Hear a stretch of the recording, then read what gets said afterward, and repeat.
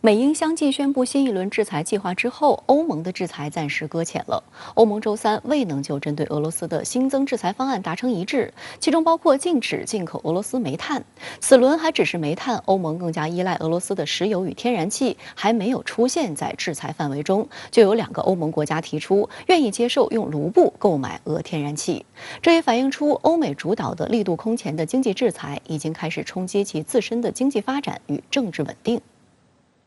欧盟执行机构欧委会周二提出了新一轮对俄制裁计划，包括实施煤炭禁运、禁止俄货轮进入欧盟港口。欧盟还在筹划禁止从俄罗斯进口石油。新一轮制裁方案需欧盟27个成员国一致通过。然而，对俄能源依赖程度较高的欧盟却再次因为内部意见分裂，导致制裁流产。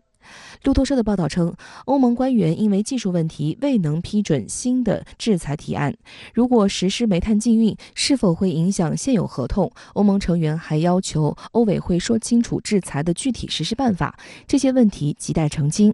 消息人士还透露，欧盟最大的俄煤进口国德国提出了一个关键问题：柏林希望明确煤炭禁令是否会影响现有合同，还是仅影响未来的合同。如果这一禁令只适用于新合同，那么俄罗斯在很长一段时间内仍能向欧盟国家出口煤炭。在寻找到俄罗斯之外的一个可靠替代的能源供应商之外，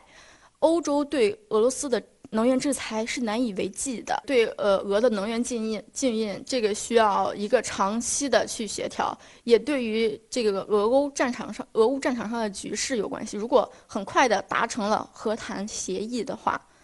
那么对俄罗斯的禁运可能就没有那么紧迫了。值得注意的是，在欧盟发起的新一轮制裁中，备受关注的俄石油与天然气依旧不在制裁范围中。欧盟统计局的数据显示，2020年欧盟从俄罗斯进口了19.3%的煤炭、36.5%的石油和41.1%的天然气。俄罗斯的动力煤主要用于为欧洲的发电站提供燃料及发电。同属于欧盟的匈牙利和斯洛伐克均已明确表示无法离开俄罗斯的能源，尤其是天然气。在3月31号，欧盟于布鲁塞尔举行的一次非正式会议上，正是由于匈牙利的一票反对，欧盟已经无法完全禁止从俄罗斯进口天然气。匈牙利总理欧尔班周三表示，如果俄罗斯有要求，匈牙利将用卢布购买天然气。路透社称，匈牙利此举打破了与欧盟的联盟，欧盟一直在寻求统一战线，以反对俄方提出的卢布支付的要求。匈牙利这些国家对俄罗斯的这个能源的制裁，它的态度和立场没有那么坚决，它可能更多的会面临自己国内的一个抗议啊，来自民众的这个民生需求和压力，所以他会做出和欧盟不是非常一致的这个制裁的决定。实际上，欧盟各国政府对于是否禁止进口俄罗斯石油和天然气存在巨大分歧。立陶宛是成为欧盟第一个独立于俄罗斯能源供应的国家。未来拥有约280万人口的立陶宛将通过其位于波罗的海港口的液化天然气终端进口其他国家的天然气，每年约40亿立方米，其中来自挪威的天然气将占90%。邻国拉脱维亚和爱沙尼亚也想效仿立陶宛，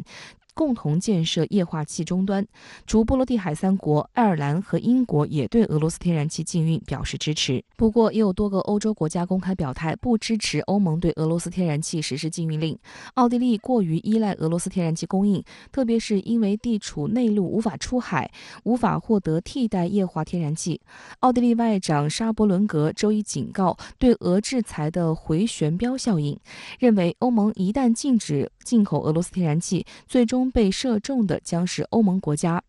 目前，奥地利80%的天然气进口需求由俄罗斯满足，这一比例比西欧任何国家都高。对于欧盟内部一些向俄罗斯进口能源实施禁运的呼吁声音，德国、意大利也持不赞成或者暧昧态度，强调欧洲经济依赖俄罗斯能源。此前，德国工业界已经发出警告称，若失去俄罗斯天然气，德国工业将崩溃。